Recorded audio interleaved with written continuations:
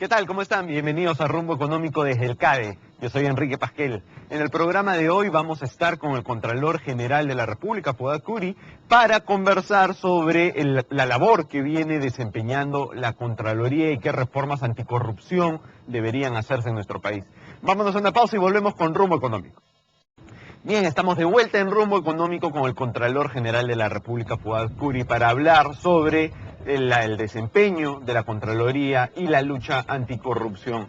Contralor, ¿cómo está? Bienvenido a Rumbo Económico. Buenas tardes, Enrique, ¿qué tal? Gracias por la invitación. No, gracias a usted. Estaba leyendo unas cifras que nos han alcanzado y acá veo que en los últimos, en el periodo enero 2009 a septiembre 2014, han habido 5.771 funcionarios y servidores denunciados penalmente o demandados por la Contraloría. Y al costado veo una cifra que me llama la atención, que es que dice que el Poder Judicial ha sentenciado a 443 funcionarios o servidores públicos. Entonces, muchas veces se ha hablado sobre qué tan eficiente es la Contraloría, y yo acá lo que veo es que menos del 10% de la gente que se denuncia es efectivamente sentenciada. ¿Por qué sucede eso? ¿Por qué esa tasa de efectividad, digamos, relativamente baja? Un problema Sí. que tenemos en el Perú y que va generando mayor corrupción es la impunidad. Definitivamente es una variable que tenemos que entenderla todos los niveles del Estado. A medida que la impunidad persista, vamos a seguir viviendo una cultura de corrupción, como le he llamado ayer en la presentación. En ese sentido, estamos pidiendo cambio en las normas, y una norma muy importante para que se eliminen las penas suspendidas, porque de esos 450 sentencias, solamente 9 han ido a la cárcel. Son sentencias positivas desde el punto de vista que han recibido una pena, pero no van a la cárcel, Claro, porque se acogen a la pena suspendida, y eso es lo que queremos prohibir. Ahora, a ver, hay dos problemas. Un primer problema, que es el que usted describe, que es que la gente a la que se le sentencia por actos de corrupción generalmente no va a la cárcel, y efectivamente hay que hacer algo ahí. Ese es el primer problema, ¿no?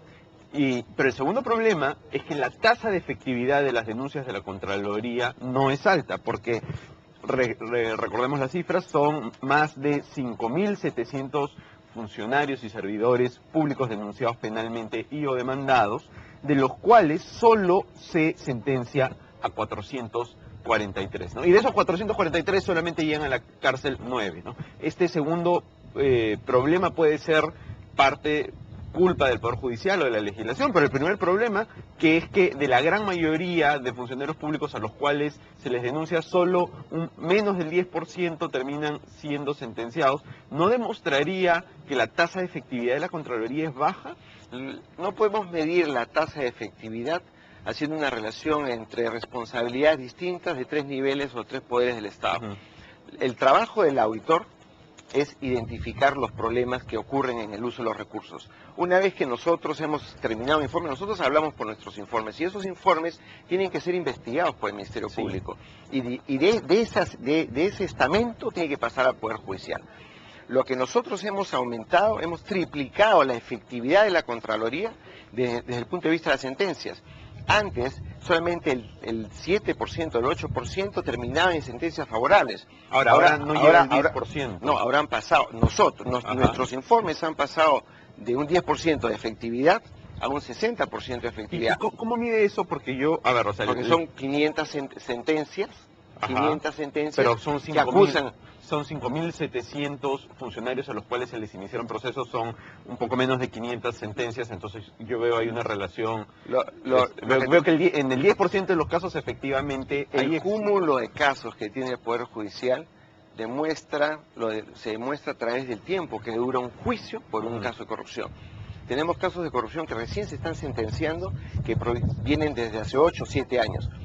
Eso es lo que tiene que cambiar, y creo que el presidente del Poder Judicial mencionó una reingeniería, que eso es muy importante para cambiar esto. Entonces, no es un problema de la Contraloría, es un problema de que la Contraloría hace bien su trabajo y después en el Poder Judicial o el Ministerio Público no procesa bien a los corruptos o el Poder Judicial no los sanciona, ¿eso es lo que estamos Mira, diciendo? lo que hay que entender es que cuando asumimos la responsabilidad, lo primero que hemos iniciado es una transformación.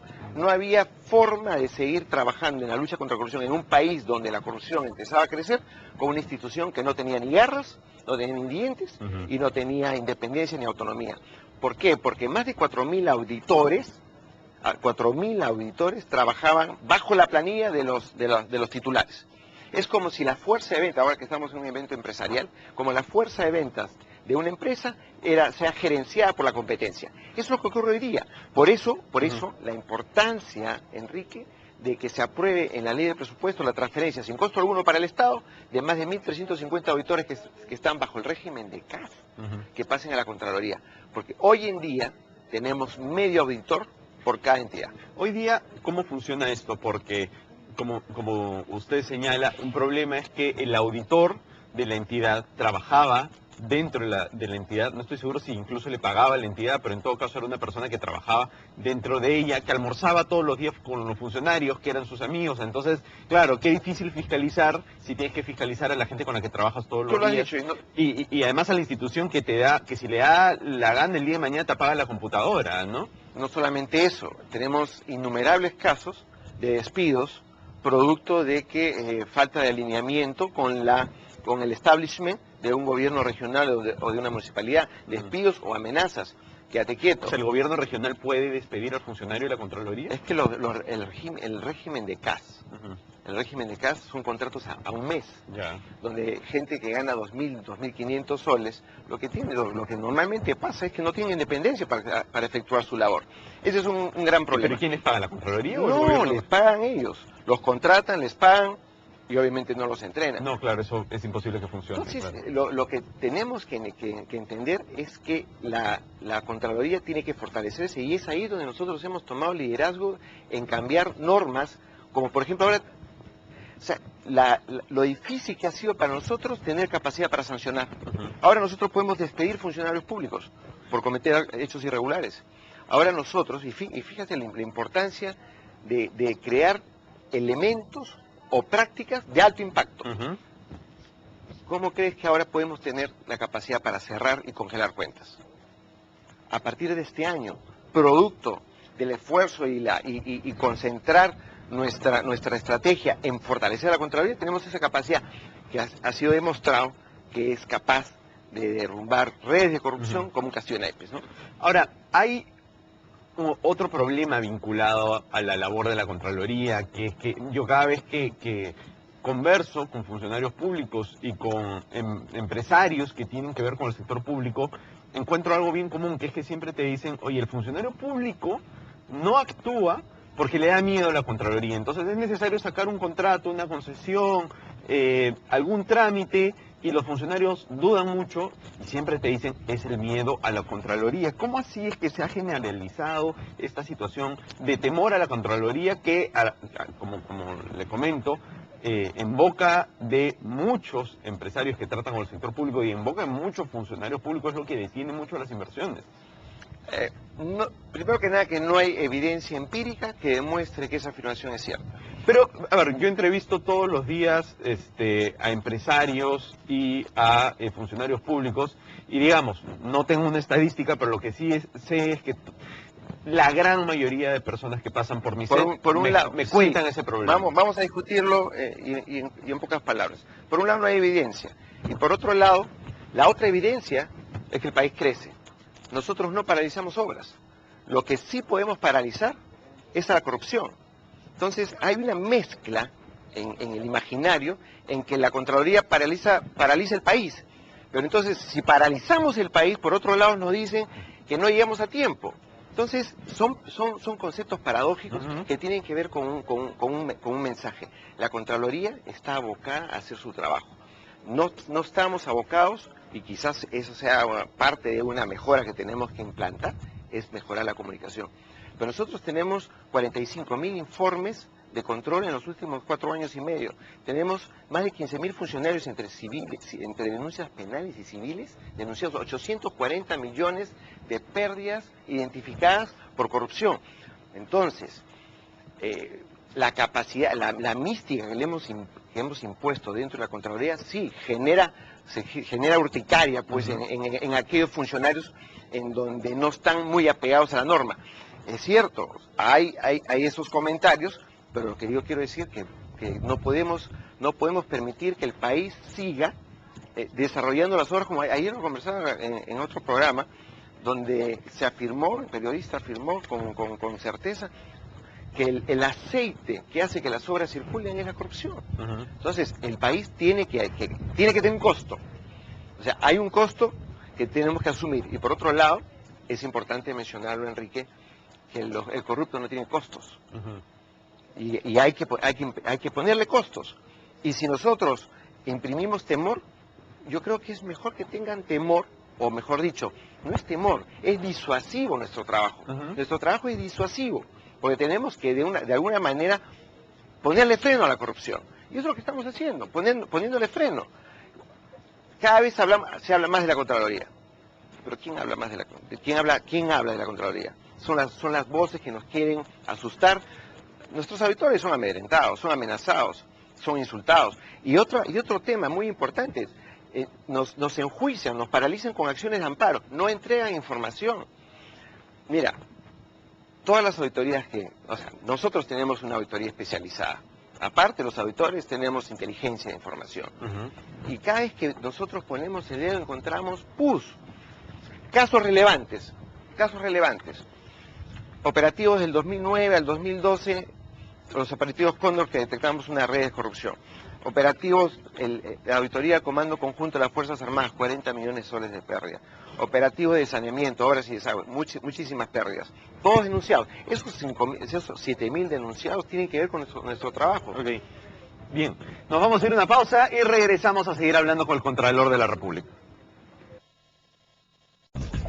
Bien, estamos de vuelta con el Contralor General de la República, Fuad Curi, para seguir hablando sobre la lucha contra la corrupción. Contralor, este año la Contraloría auditó los estados financieros de 13 regiones y encontró que ninguno tuvo una rendición limpia de sus ingresos. ¿Por qué sucede esto? La rendición de cuentas y el accountability, como lo llamamos en el sector privado, lo llaman en el sector privado, es una de las debilidades que tiene el Estado.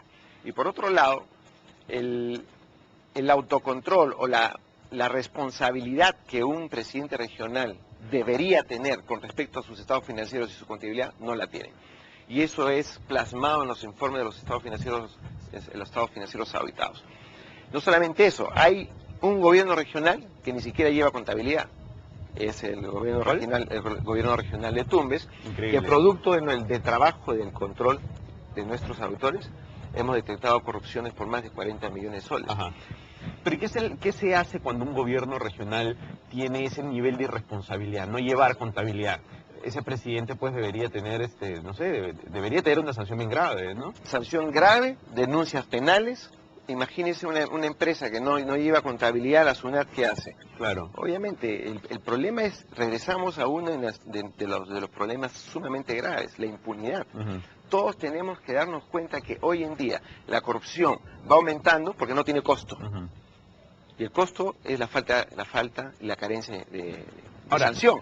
Entonces tenemos que concentrarnos, el Poder Ejecutivo y el Poder Legislativo, que tienen que darse cuenta que tenemos que ponerle trabas a la corrupción. Ahora, ¿qué tanto lo que vemos en los gobiernos regionales, que tienen estas deficiencias en su contabilidad, tiene que ver realmente con corrupción? ¿Y qué tanto tiene que ver con simplemente falta de capacitación, con falta de técnicos adecuados? Porque, claro, es bien fácil exigir, pero si es que no tienen los recursos o no tienen a la gente, es bien difícil cumplir también. La corrupción que se ha sistematizado en el país se origina por varios factores. Uno de ellos es el mismo proceso de regionalización y descentralización, que es muy bueno para el país, pero no se ejecutó de la manera correcta al transferir funciones por las cuales no estaban preparados. Segundo, el sistema político también tiene que pasar por una reforma muy importante, y creo que lo están tomando en cuenta ahora en el Congreso de la República. Es una mezcla, entonces, y el hecho de que no existan las sanciones que deberían existir generan caldos de cultivo para la corrupción. ¿Cuáles son las sanciones que deberían existir? Penas de cárcel. Lo que yo estoy pidiendo, y proyectos presentados por nosotros, es pena de cárcel. ¿En qué para casos? los corruptos. En los casos de los delitos de colusión, de malversación de fondos. Pero sí hay pena de cárcel para esos delitos. No las hay, porque se acogen a la pena suspendida.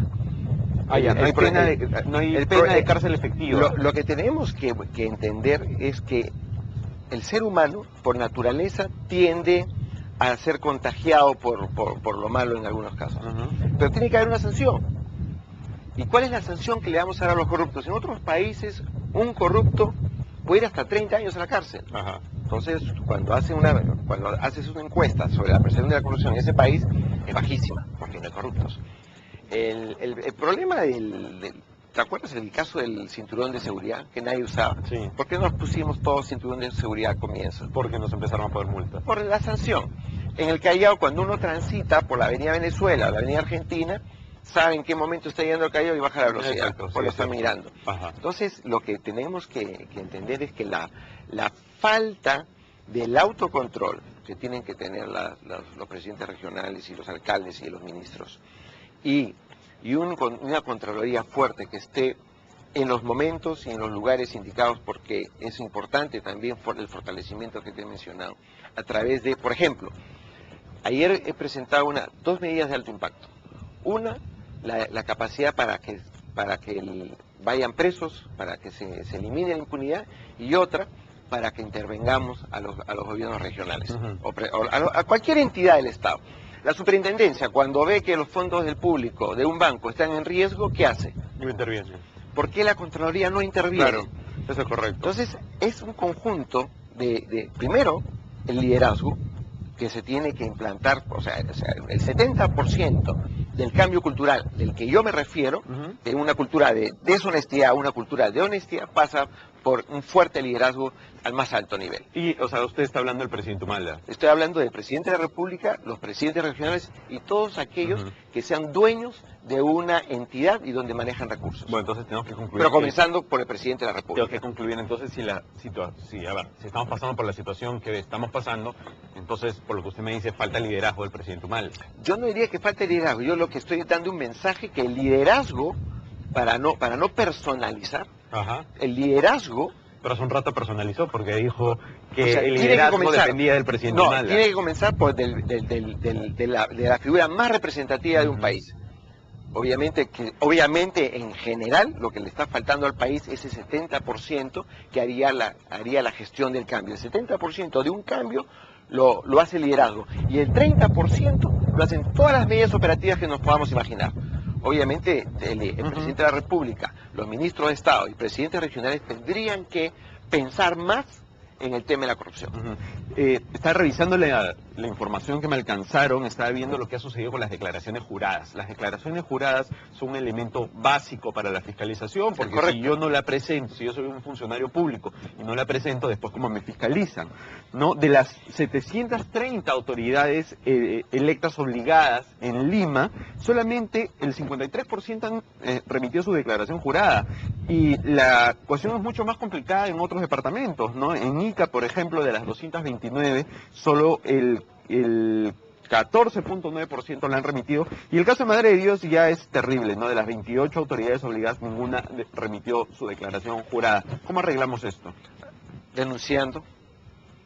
La Contraloría, como puedes ver, y en el transcurso de esta conversación hemos visto que la Contraloría está haciendo su trabajo. Ahora, por la cantidad de gente que ni siquiera presenta su declaración, me parece que tanto miedo no le tienen a la Contraloría. Es es por eso que entonces entramos en la disyuntiva. O nos hacemos temer, o paralizamos, o no hacemos nada. Entonces, el tema pasa por que tiene que haber sanción. Aquellos presidentes regionales que no presentan su declaración jurada deben ser vacados. Porque ¿cómo sabemos que están actuando correctamente? ¿Por qué no se les vaca? ¿Por qué no se les vaca? Porque el sistema político tiene que cambiar. La forma, la estructura, el sistema político tiene que pasar por una reforma. De acuerdo. Ese es el primer problema que yo diría que tenemos en el país, es que el sistema político tiene que entrar. Tiene que cambiarse. Contralor, muchísimas gracias. Muy interesante, le agradezco estar en Rumbo Económico. Gracias, Enrique. Bien, nos vamos a una pausa y volvemos con el programa.